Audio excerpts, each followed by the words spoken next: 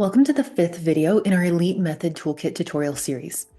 In this video, I'm going to cover how to use the content library tool for step 3, implement. It's important that you've done step 1, examine, and step 2, learn, before getting to this point, because everything builds on what you did in the step prior. So if you haven't watched the first 4 videos, go ahead and do that now. You can find a link to the full playlist of tutorial videos in the description below and in the PDF guide you received via email. Now, in the previous step, you built out exactly what you need to be creating to implement your psychology-driven marketing strategy. Once you've built out your plan, then it's time to execute. Now, this can take weeks, months, sometimes even years, depending on how big your target audience is, how many roles you're going after, and how robust and detailed you want to make your funnels. The important thing is to track every asset that you create. So as you create your content, this is where you want to reference the stage of the sales funnel that you created the content for, and your stage of change that you created it for within your ideal buyer's psychological profile.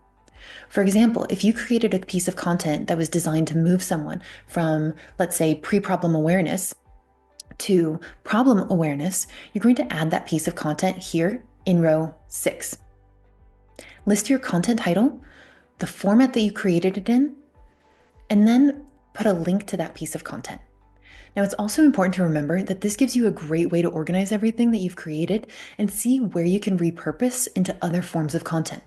So for example, if you've created a blog article and published it on your website, now you can see that you can turn that article into an infographic or a video. Once you've collected several pieces of content that all support someone in a single stage of change, such as problem awareness, you can compile all of those individual pieces into an ebook, a downloadable guide, or even turn them into a webinar. Consider how else you use each piece of content and repurpose them into different formats to maximize your reach with as little lift as possible. As you add your content and your assets to this content library, you'll be able to see where you have gaps. If you have a lot of white space in, let's say, the brand awareness stage, that's where you should focus. If you find that you have a lot of pieces in the decision stage and you're wondering why you're getting really poor leads, it's because your brand awareness and interest stages are lacking.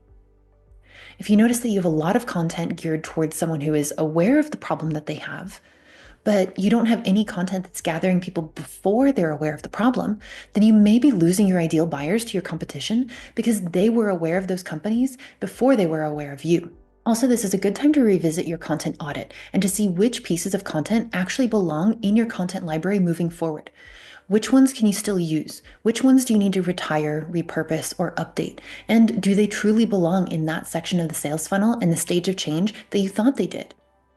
Now you have a better understanding of who you're trying to reach and their internal experiences, as well as your pathway of bringing them closer to you through your psychology-driven marketing strategy. So you may decide that that piece of content actually belongs in a different part of your funnel.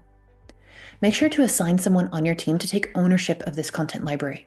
Keep it up to date. Keep it organized. Future steps in this process will depend on it.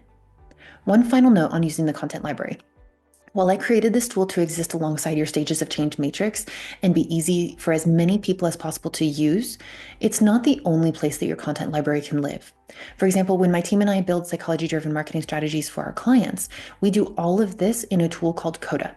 Coda is a custom codable dashboard, so there's a steep learning curve, which is why we don't use it for our toolkit template here, but it allows us to collect and connect everything that we're creating. We connect metrics, create charts, and visually see how everything is working together. You and your team may have other tools that are better suited to tracking your content, and that's okay. Use what feels right. Just be sure that you're able to see how all of your content lines up to the sales funnel and the stages of change so that you can identify gaps and fill them in for a stronger strategy. Now, in the next video, we're going to talk about how to use the stages of change matrix for step 4, transform. Remember, I'm walking you through our ELITE method, and it's important that you follow the steps in order. ELITE. Examine, learn, implement, transform, enhance. Subscribe to the playlist in the description below to make sure that you get all of the tutorial videos so I can help you build your psychology-driven marketing strategy every step of the way.